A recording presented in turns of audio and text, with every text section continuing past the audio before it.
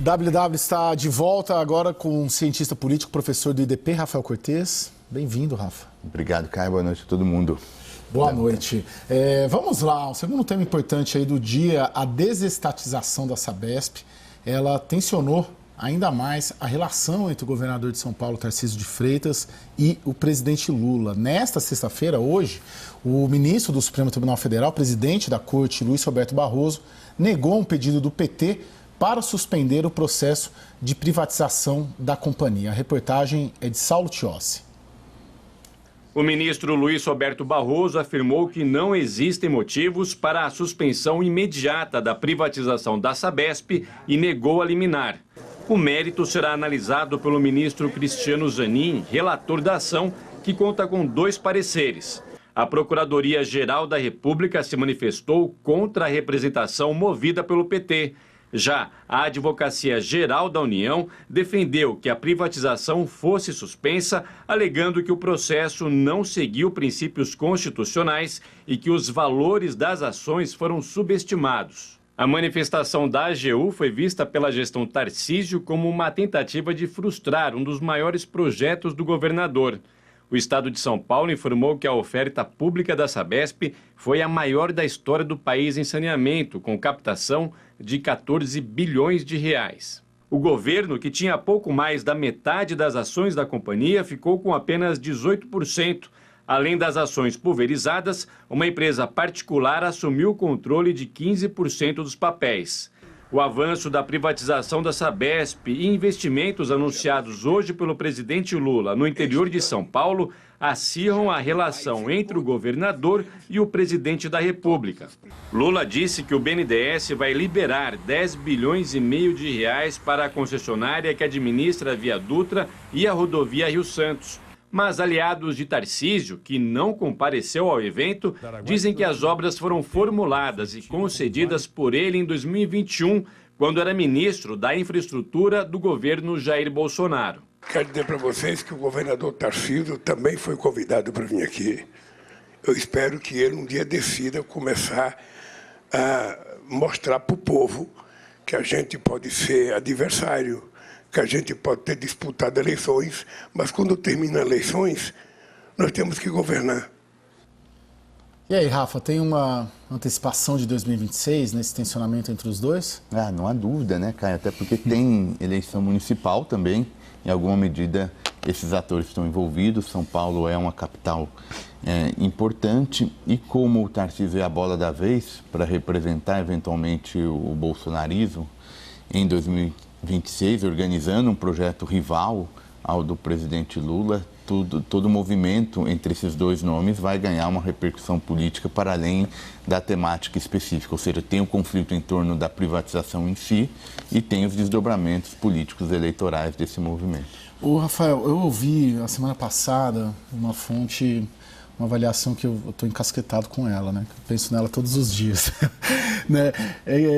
O que me disseram, né? Que tá muito bem encaminhado ali para o Tarcísio ser o candidato por 3 motivos, né? Que ele teria os apoios que o Bolsonaro não teve. Tem mais apoio da imprensa do que o Lula.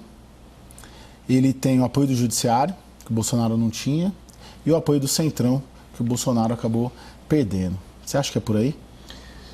Eu acho que a cama não está tão feita, né? Para usar uma analogia. Eu acho que porque a gente ainda não sabe em que medida vem esse apoio do Centrão. Eu acho que, obviamente, tem uma chance bem relevante de alguns partidos hoje que estão na base aliada eventualmente rivalizarem contra a reeleição do Lula, provável tentativa de reeleição do Lula, mas em alguma medida não sabe com certeza, né? Até porque depende da popularidade que o Lula vai ter até chegar em 2026. Então, acho que esse é um primeiro ponto. Mas eu diria que o fundamental é um pouco a disposição a risco que o Tarcísio tem pessoalmente, porque muito possivelmente ele chegaria em 26 para disputar uma reeleição razoavelmente de forma tranquila, e certamente vai pagar um risco de eventualmente ser derrotado pensando na eleição presidencial. Então, evidentemente tem essas dimensões, mas acho que a variável-chave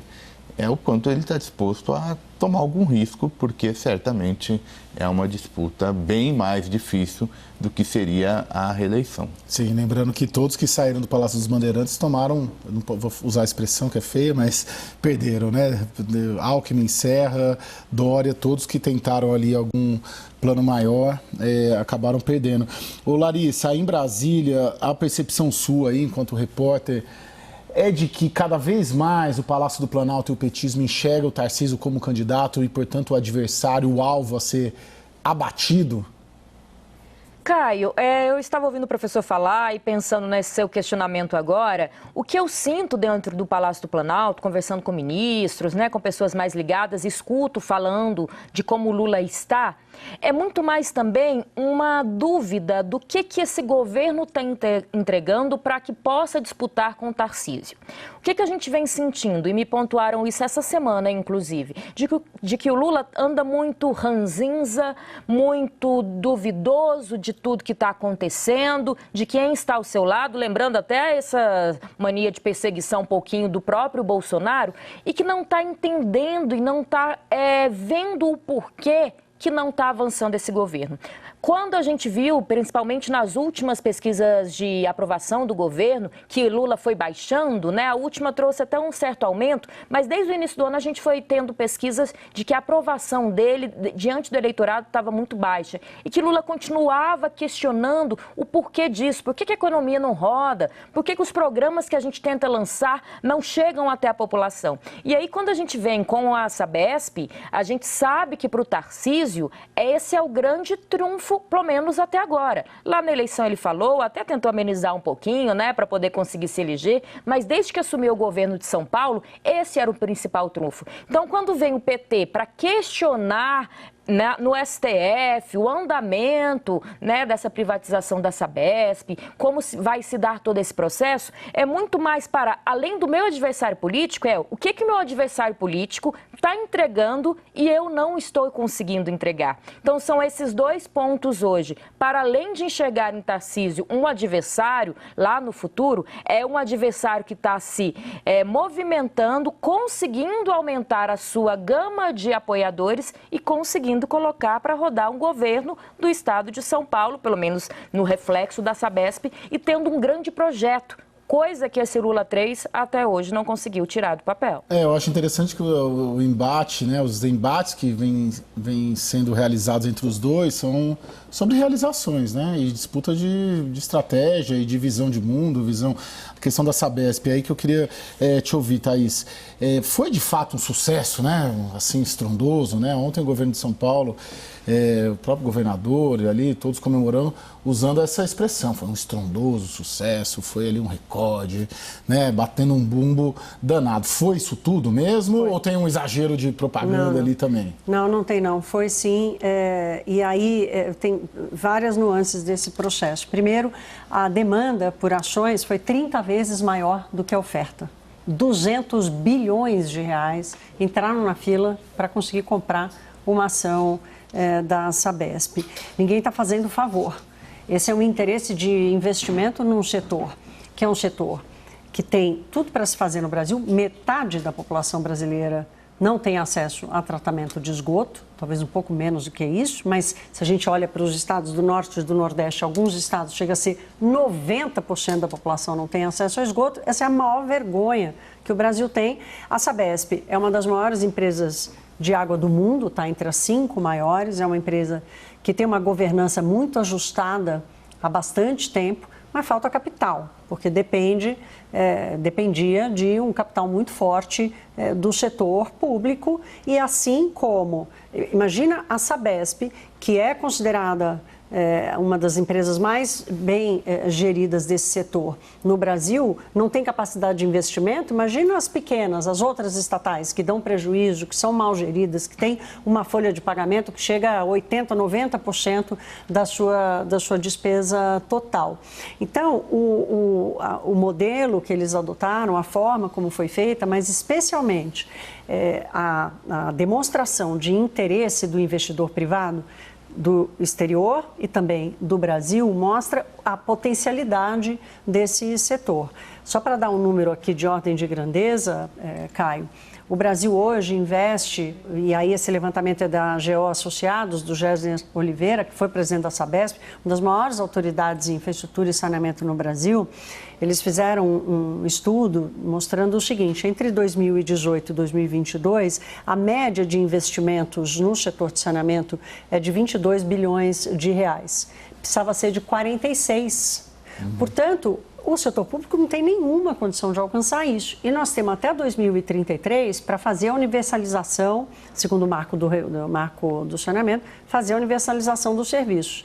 A Sabesp, o governo de São Paulo, impôs que o novo acionista de referência, que é Equatorial, que vai assumir a gestão da companhia e tudo mais, entregue essa universalização em 2029. Ou seja, tem desafios aí, inclusive para servir de modelo para outros processos. Thaís, agora, tecnicamente, a crítica que o Palácio dos Bandeirantes fez na questão das obras do PAC, que o Lula, esse trecho que a gente viu discursando ali, de que não tem dinheiro federal, né, e que foi algo formulado, idealizado pelo Tarcísio, ela faz um certo sentido, porque os 10 bi que o Lula anunciou hoje nessas obras na Dutra e na Rio Santos são recursos do BNDES, portanto não são recursos federais. Não é do Caixa do Tesouro, vamos dizer assim, né? Então não é uma decisão direta de política pública e de investimento, de alocação de recursos, direta do Poder Executivo, né? E o BNDES, ele, como a gente já viu outras vezes, inclusive no governo Lula, quando o Tesouro botou lá mais de 400 bilhões de reais e direcionou todo o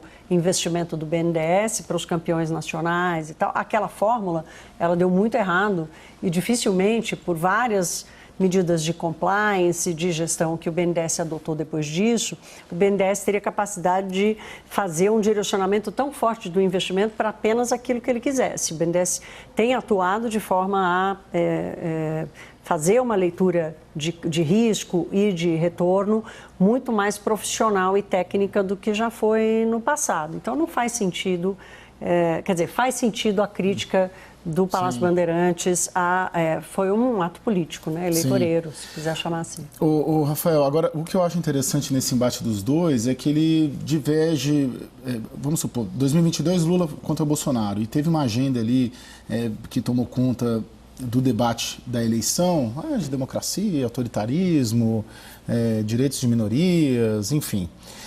Nesse embate que se projeta para 26, tem muita coisa de economia. Né? Eu vejo o Tarcísio e o Lula com visões de mundo e seus grupos políticos, visões de mundo opostas, né? E centralizando. Você vê, nessa treta, né? Vamos dizer assim, dessas últimas 24 horas, sem tomar partido, quem está certo, quem está errado nisso, mas são debates econômicos, né? Deve-se ou não privatizar estatais, um financiamento viabilizado por uma política pública, que aliás foi do ministro dos Transportes, Renan Filho, junto ao BNDES, é uma política que é uma política de governo, não é? Você vê que pode encaminhar por aí ou não? Ali na frente vai voltar tudo, costumes, agenda de costumes, aquela loucura toda. Esses elementos vão estar presentes. Né? Não tem mais como será escapar. Racional o debate em 26, né? Racional, não sei se dá para usar, né? Em algum momento. Muito sofisticado, né, prever isso. Mas né? eu acho que tem algum tipo de discussão sobre política pública que não haveria se fosse um novo confronto, eventualmente, entre Lula e Bolsonaro novamente. Eu acho que por duas razões. Uma pelo perfil dos candidatos, mas a principal, me parece, o governo Lula 3, ele é basicamente, seja no discurso, em algumas medidas também concretas, ele é muito próximo, ele procura ser muito próximo ao modelo que o PT já apresentou e que foi muito exitoso em diversos indicadores de crescimento econômico, sociais e, evidentemente, político, mas que, em alguma medida, não mais dialoga com uma parte importante, seja dos grandes setores econômicos, sejam das lideranças políticas. Então, acho que tem uma percepção de que esse modelo mais não vai trazer mais as taxas de crescimento que chegaram a trazer em algum momento. Pega a questão fiscal, por exemplo, que a Thaís reiteradamente chama a atenção na sua cobertura de economia. A gente tem um problema ainda que é sério. O Brasil não gera superávit primário, basicamente. E aí, como é que o juro cai a patamar civilizado, inclusive para financiar obras de capital intensiva. De longo prazo, né? De longo prazo, nos diversos setores da economia. Isso tem a ver um pouco com questão de política econômica. E a gente não teve, pelo menos por hora, né, alguma agenda do Lula que pudesse, não, peraí, ele agora de fato a coalizão que o apoiou em 22 é muito mais do que ser anti-Bolsonaro, mas agora uma coalizão que apoia um projeto diferente. Então, na ausência disso, eu acho que tem todo o incentivo para quem quiser concorrer contra o Lula, olhando lá em 26, apresentar essa discussão de natureza econômica. Como também, e aí, Caio, só para adicionar um ponto, a questão de segurança pública.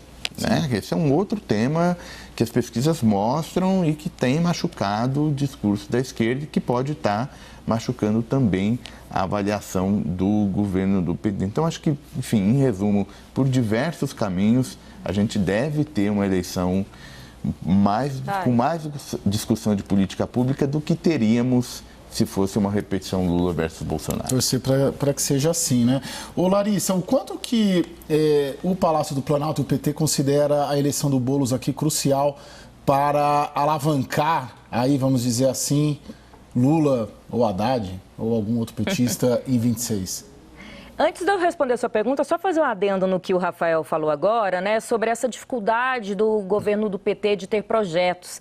Eu sempre escuto de que não tem nenhum projeto novo nesse governo, especialmente quando se fala na tentativa de investimento, ainda se fala em PAC, ainda se fala no Mais Médicos, ainda se fala em aumentar o Bolsa Família. Então, até os programas que o governo tenta emplacar são programas antigos. Nesse governo não se lançou nenhum. E há uma preocupação tão grande do presidente da República em cima disso, que a gente teve agora nessa reunião de ontem, né, do corte de gastos, que foi assunto aqui no WW e movimentou a quinta-feira, uma promessa, né, da própria ministra, me pontuaram, Simone Tebet, de que obras do PAC não vão ser mexidas, porque já tem tanto... Já é pouco a obra que sai do papel, o programa que sai do papel, que o Lula pediu essa garantia de que obras do PAC não vão ser mexidas para tentar deixar de pé alguma coisa aí para mostrar o avanço do governo. E respondendo sua pergunta, Caio, o governo vê muito mais como furando uma bolha desse governo do Tarcísio a eleição de Boulos. Mas ainda falta, e essa cobrança vem do pessoal, um entendimento de que o governo do PT entrou com tudo nessa campanha. Claro que a gente ainda está na pré-campanha, mas há esse sentimento de que, será que estão apostando mesmo da gente? A gente é importante, mas ainda não pegou tanto na nossa mão e investiu, seja financeiramente, seja, né,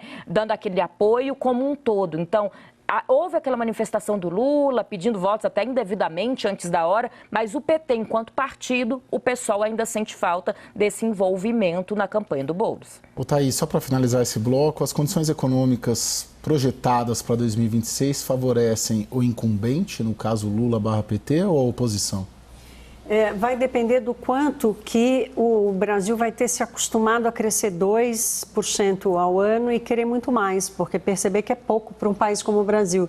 Dificilmente, a não ser que aconteça uma coisa muito grave lá fora, enfim, mas ou que o governo dê uma descarrilhada absurda, o que também não é provável, né? Então, dificilmente o Brasil vai descarrilhar, o Brasil vai continuar crescendo, alcançando ali um grau mantendo esse grau de emprego, sustentando a renda, o Banco Central segura os juros agora, mas daqui a pouquinho consegue baixar. Ou seja, não tem nada explosivo e aí vai depender do quanto vai ser suficiente para quem viveu nesses 4 anos. O grande lance é que as questões econômicas parece que não estão sendo mais suficientes para reeleger candidaturas, né? De uma maneira geral, não só no Brasil, né, Rafa? Acho que tem um elemento político que entrou no jogo e que separa governos de esquerda e governos de direita. E curioso, né? Esse efeito político é tão forte que, na verdade, os números, os resultados, eles vêm melhor do que o esperado, né? O mercado de trabalho vem muito bem, renda vem crescendo muito bem, mas, de novo, quando olha as pesquisas, parece faltar alguma coisa, que é um elemento político que a gente não sabe muito bem o que é, mas que tem certamente limitado o nível de popularidade que o incumbente pode ter, não só no Brasil, mas em outros cenários. O Biden, né? O Biden, você pega, é só resultado mais positivo e você olha, a popularidade é negativa. Bom, eu vou me despedir da Larissa Rodrigues, nossa analista, repórter de política em Brasília. Excelente final de semana, Larissa, volte sempre. Obrigada, gente. Até mais. WW está de volta agora com o William Castro Alves, estrategista-chefe da Avenue. Boa noite, William. Boa noite, Caio. Boa noite, Thaís. Boa noite a todos que estão nos assistindo. Já venho contigo, meu caro. Vamos só dar uma olhada hoje à situação americana, né? Sobre pressão cada vez maior para desistir da candidatura à reeleição. O presidente Joe Biden diz que vai retomar a campanha na semana que vem. Vamos acompanhar. Isolado desde quarta-feira, quando foi diagnosticado com Covid-19, Biden vê crescerem os apelos dentro do Partido Democrata para que ele abandone a disputa. Mais cedo, a chefe de campanha de Biden, Jen O'Malley Dillon, em entrevista à rede americana MSNBC, admitiu que o líder democrata perdeu apoio nas últimas semanas, mas insistiu que Biden vai continuar na disputa, apesar da pressão para que ele abra espaço para outro candidato. Até agora, 33 dos 264 legisladores da sigla eleitos, ou 12% da bancada, já pediram publicamente que Biden desista, enquanto outros líderes democratas o pressionam nos bastidores para fazê-lo. Os democratas estão cada vez mais preocupados com uma vitória republicana na eleição de 5 de novembro, que pode deixar Donald Trump e seus aliados não apenas na Casa Branca, mas também com maiorias na Câmara e no Senado.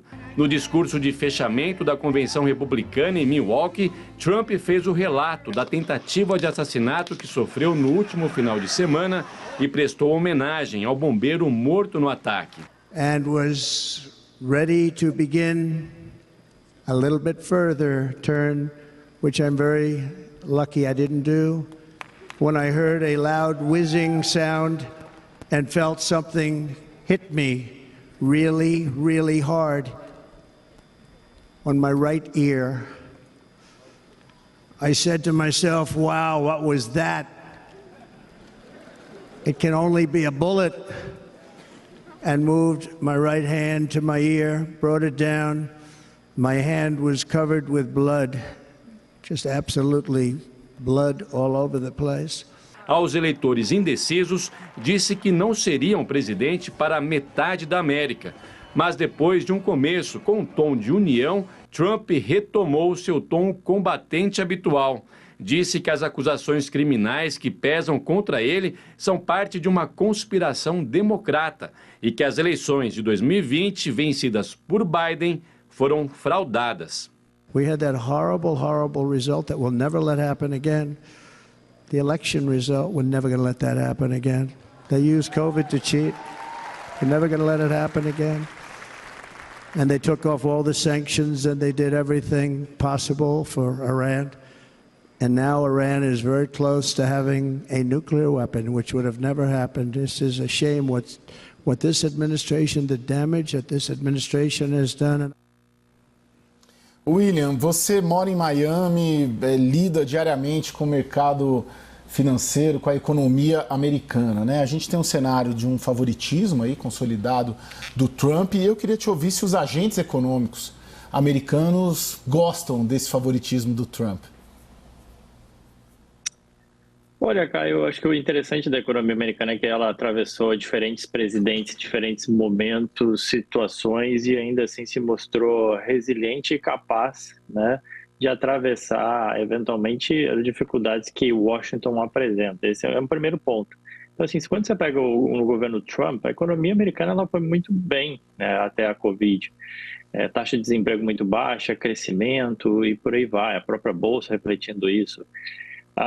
No governo Biden também não foi diferente, né? Depois dos estímulos que foram dados, né, a economia se recuperou em V, né, com força, como a gente diz, com a taxa de desemprego voltando para as mínimas históricas e permanecendo um recorde, digamos assim, de mais de 2 anos em taxa de desemprego bem abaixo de 4%, né?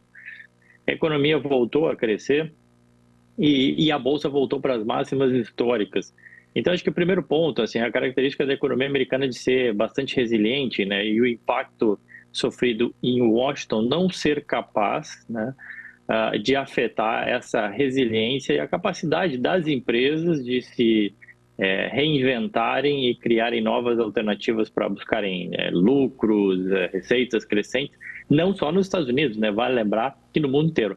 Agora, dos últimos dias, né, com essa ascensão da possibilidade do Trump de se eleger, o que a gente viu foi um certo rotation no mercado americano, enfim, com alguns setores performando melhores do que os outros, em especial as empresas small, mid caps, as empresas de uma economia mais tradicional, com aquela ideia de que, bom, o Trump é um cara, a ideia do Make America Great Again, né, vai ser bom para indústria, para setores tradicionais, para empresas que não são tão internacionalizadas, como é o caso das small e mid caps, e a gente viu uma performance diferenciada desses setores especificamente na Bolsa Americana, por exemplo. Ô, Thaís, basicamente, quais as diferenças, do ponto de vista econômico, claro, de plano econômico, do Trump para o Biden? Olha, eu acho que é a intensidade das medidas, porque se tem um ponto em comum entre eles é que ambos querem, de alguma forma, proteger a economia americana, né? Pós-pandemia da Covid-19, pós-guerra e todos os choques que vieram para a economia, o Biden manteve tarifas de importação e tudo mais, criou o Inflation Act, que é o maior programa de investimento, sei lá, das últimas décadas nos Estados Unidos, exatamente para incentivar a volta de grandes empresas que tinham ido para a Ásia, volta para os Estados Unidos, para setores estratégicos ligados à tecnologia, principalmente, proteção de tecnologia criada nos Estados Unidos. Então, ambos têm algum em comum esse desejo de proteger os Estados Unidos. O problema é que o Trump tem um desejo de proteger de forma radical, aumentando muito, levando para 60% a tarifa da China, 10% para todos os países do mundo, ou seja, ele quer fechar a economia americana, né? Isso que esse é o efeito. Outra coisa, o Trump quer fazer mais uma rodada de redução de impostos muito forte. Só que hoje, reduzir imposto nos Estados Unidos é mais difícil, porque a dívida está gigante. A situação fiscal não é boa, né? Quer dizer, o balanço de forças econômicas da macroeconomia americana, ele mudou. Então, o risco que se vê hoje fiscal, por exemplo, de desequilíbrio fiscal é muito maior com Trump do que com Biden. E com Biden a expectativa é de volume de investimento, se vai acompanhar o plano de política econômica que ele quer implementar, que ele quer manter, né? William, eu fico sempre questionando esses dois pontos principais aí, até onde eu compreendo do que a Thaís coloca do plano do Trump, né? Um protecionismo e uma redução tributária, principalmente das grandes empresas. No limite, principalmente a redução de tributos, ela não pode lá na frente, por uma série de medidas em sucessão, levar a um aumento dos juros, porque você vai ampliar um déficit fiscal, vai tornar o país mais caro, e me surpreende quando você falou na nossa primeira intervenção de que muitos setores performaram, né? Não fica ali um pouco... Para mim, pelo menos, né? Mas eu sou um repórter de política brasileira, principalmente. Não fica um pouco contraditório isso, né? Como que o que ele defende, no limite, pode levar a uma ampliação de juros, mas muitos setores aí, como você disse, performando bem com o favoritismo dele aí nos Estados Unidos. Não, exato, Caio. Assim, acho que o ponto, assim, que... contrariando um pouco o que a Thaís comentou, né, é que sim, o Trump ele fala bastante coisa e tem um pouco a questão da campanha, aquilo que ele consegue fazer, né, ele vai depender de um arranjo no Congresso e no Senado e a gente vai ter eleições esse ano também, né, então ele vai ter que negociar com o Congresso e Senado para conseguir fazer isso. Essa semana mesmo saiu um report do governo Biden tentando aumentar a pressão e dificultar, né, a exportação de tecnologia, especialmente aquela tecnologia mais avançada para a China. Tanto é que a gente viu aí diversas ações desses setores semicondutores sofrendo. Então, a ideia de brigar com a China é meio que o esporte preferido nos Estados Unidos, especialmente dos candidatos à campanha, né? Tanto Biden quanto Trump vão brigar com a China porque isso tem uma certa popularidade nos Estados Unidos, é meio que um inimigo comum de republicanos e democratas, né? Então, qualquer tipo de tarifa que eventualmente venha a ser colocada também vai ter que passar, querendo ou não, por isso, né? Por esse arranjo. E aí não é tão simples, tá? E essa questão do Trump como protecionista, né, da economia americana, ele já tinha comentado isso durante a primeira campanha, ele já bateu muito firme. A guerra comercial, né, se a gente lembrar, ela meio que surge, essa ideia dessa guerra fria comercial surge exatamente no Trump, com ele batendo muito forte dessa falta de balanço que você tem em relação à China, né? Os Estados Unidos, eles importam muito da China e vendem pouco da China. Então, o que vem se comentando é que, por exemplo, os Estados Unidos não pode ficar refém de Taiwan, né? Hoje, mais da metade dos chips do mundo são desenvolvidos lá, especialmente os chips mais avançados são todos desenvolvidos em Taiwan. Então, se fala, e durante o próprio governo Biden foi criado aí a bill, né? Um act que incentiva a produção de chips semicondutores nos Estados Unidos. Então tem um pouco disso também, né? E a própria Covid trouxe isso, essa necessidade de que você não pode ficar dependente somente de um país, especialmente um país muito longe, né, onde está o seu consumidor. Foi o caso durante a Covid, alguns países asiáticos fechados e faltava produto nos Estados Unidos. Então eu acho que é um pouco disso. Sobre a questão fiscal, já se fala há bastante tempo desse juro de equilíbrio, né? Que ele é um juro de equilíbrio mais alto atualmente. E durante agora o governo Biden já foi se elevando, o próprio FONC, né, o Comitê de Política Monetária americano, já veio elevando esse juro de equilíbrio final, né? Que é exatamente essa questão do ponto de vista fiscal, e é um problema nos Estados Unidos, é um problema especialmente se você não alterar essa dinâmica olhando para frente. E aí, olhando os dois candidatos, não parece haver intuito de nenhum deles de alterar essa dinâmica ou de melhorar essa dinâmica. O Trump, pela questão da arrecadação e eventual redução de impostos, e o Biden pela questão dos gastos, né? Ô, Rafael, o segundo semestre é bem decisivo, bom, nos Estados Unidos por motivos óbvios, mas aqui no Brasil, esse grande debate que a gente tem sobre a nossa economia e a busca pelo equilíbrio fiscal. Temos duas incertezas aqui, né? Se o governo Lula vai conseguir cumprir a meta fiscal e as trocas no Banco Central. Até que ponto esse cenário de incerteza, né? Porque é um cenário de incerteza até quanto aos planos econômicos numa reeleição do Biden e numa nova eleição do Trump, né? É um cenário de incerteza. O quanto que essa eleição americana pode agravar as nossas incertezas aqui, né? Porque cria um ambiente de incerteza mundial, afetando uma incerteza nossa também quanto aos nossos dramas aqui brasileiros, principalmente quanto ao fiscal.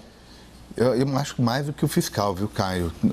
Eu vejo, acho que os dois canais, tanto a política quanto a economia, sendo afetadas por eventual desdobramento da eleição presidencial norte-americana e, basicamente, se houver, né, uma inversão de quem comanda lá, a vitória do Trump. Acho que no canal econômico, a Thais mencionou juros, né, e o Banco Central enxergando a possibilidade, eventualmente, no Brasil, de reduzir taxa de juros a partir da redução nos Estados Unidos.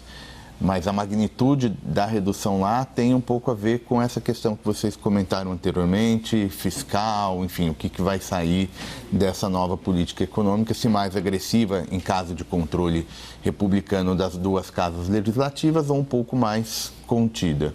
Mas acho que o grande impacto é político, né? A gente, assim, o cenário brasileiro com o americano, por incrível que pareça, tem muita coisa em comum. Algumas só simbólicas, outras simbologias sérias, como violência política em ambos os casos, de tal sorte que tem um vínculo, os grupos políticos se filiam, fazem referências aqui e acolá. E a gente pode ter, sim, então, no caso de vitória do Trump, uma política externa brasileira mais difícil, uma política econômica mais difícil, um debate interno mais polarizado. Então, eventualmente, quem faz balanço de risco pode olhar a metade final do mandato Lula de um jeito bem diferente. Isso começa com a eleição americana e também com os nossos problemas políticos domésticos. Não, e lembrando que tem eleição municipal também, né? Que o Centrão deve despontar ali também, como espera uma sempre, reforma ministerial, inclusive. Exato. Desta sexta-feira, com outro episódio. A vinda de Lula a São Paulo para anunciar obras que haviam sido formuladas por Tarcísio quando era ministro de Bolsonaro. Lula convidou Tarcísio para o ato, mas Tarcísio não foi e Lula atacou Tarcísio por ele não ter ido. Os movimentos dos dois potenciais candidatos a presidente em 2026 têm sido, desde o começo de 2023, de aproximações e afastamentos.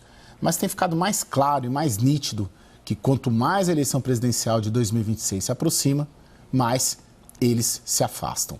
No WW de hoje, a gente vai tratar dessa relação Lula e Tarcísio e também, claro, do apagão mundial na tecnologia e vamos finalizar com eleições americanas. Está conosco já aqui conectado Fabro Steibel, diretor executivo do Instituto Tecnologia e Sociedade. Fabro, muito bem-vindo.